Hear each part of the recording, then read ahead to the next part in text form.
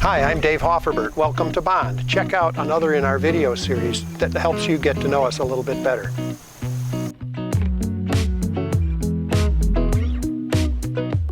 Hi, I'm Tim Haney of Bond Technologies, and today I'll be talking about the new Bond GL7 friction stir welding machine. The GL7 is a true 5-axis CNC machine that adds additional capability to the RM series that have been built by Bond for many years. It allows low-angle welding in both the X and Y direction, and I'll talk to you in a minute about exactly what that means relative to the motions of the gantry and the welding head. First, a basic introduction to the machine. This machine has 3 basic motion axes. The X direction, it's 1.5 meters in the X, which is into and out of the view here. The Y-axis is 1 meter of stroke, and that's a motion of the welding head up above there across the gantry. And the Z-axis is vertical, and that is the welding head going up and down. Those are the primary axes. And then it has 2 tilting axes, which are the A and the B axis. A-axis rotates about the X, and that is a tilting of the welding head, and I'll describe that motion in just another minute. And then the B-axis is the tilting about the Y, and that is the gantry leaning back and forth to give basically an angle that allows you to give a plow angle when welding with the friction stir welding tool, moving in the X or Y direction as needed.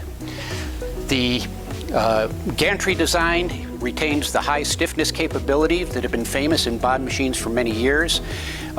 This particular machine with a 7-ton axis can weld more than 1-inch thick material in aluminum in a single pass, perhaps slightly less than 1 inch in other materials such as steel, titanium, copper, and other more exotic or high temperature alloys.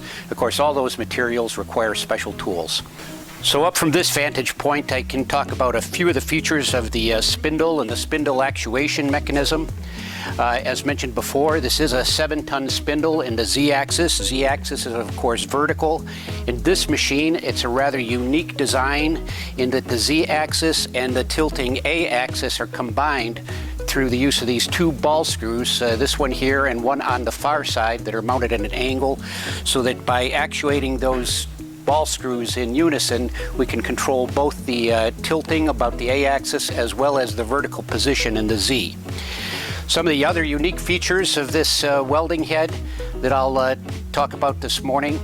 This one has a 2-speed gearbox, which is a shiftable device from the control panel. We have a high-speed mode that goes up to 6,000 RPM at the spindle, and then the low-speed high torque is limited to 1580 RPM and approximately 600 Newton meters of torque. Now we'll take a look at the control system and how the user interfaces with the machine. This is our Bond HMI, which has been developed with us specifically for friction stir welding over the course of the last several years. It is a full CNC control system. Here's the main screen that we use for controlling the system. We can set it to the manual mode, and for convenience we have a small handheld pendant where I can select any axis that I want to move, select the axis speed, and then just dial it manually to set up the workpiece directly where I want it relative to the pin tool. We can also, in manual mode, we can set up any of the motion axes using the screen and the keypad. On the screen is pertinent information about your axis position, as well as speeds for the spindle and other pertinent features. The forging load, that is the load of the spindle, is displayed on the screen, as well as other parameters including temperatures and so forth. It is a full CNC control, so it gives you a lot of flexibility in terms of writing programs with standard G&M codes that most operators will be familiar with. And that can all be set up, programs be saved, edited directly in this window here. Another feature of the control system, of course, we actuate all automated control and start all welds from this screen. Jumping over to the data acquisition screen. The user can set up as many channels as they need to log into the data acquisition system, and the data acquisition rate can be set up to as much as 1250 hertz to allow this high speed of data acquisition allows quality control through the analysis of data.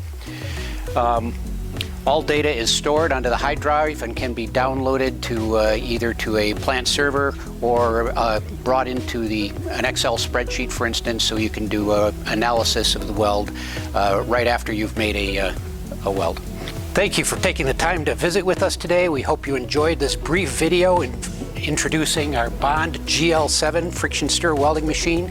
As you can see, Bond continues to push the envelope forward with both developing machine configurations for friction stir welding research as well as continuing to advance the control system. You have any needs with friction stir welding, whether for research or for production, please feel free to give us a call or visit our website at www.bondtechnologies.net. Thank you.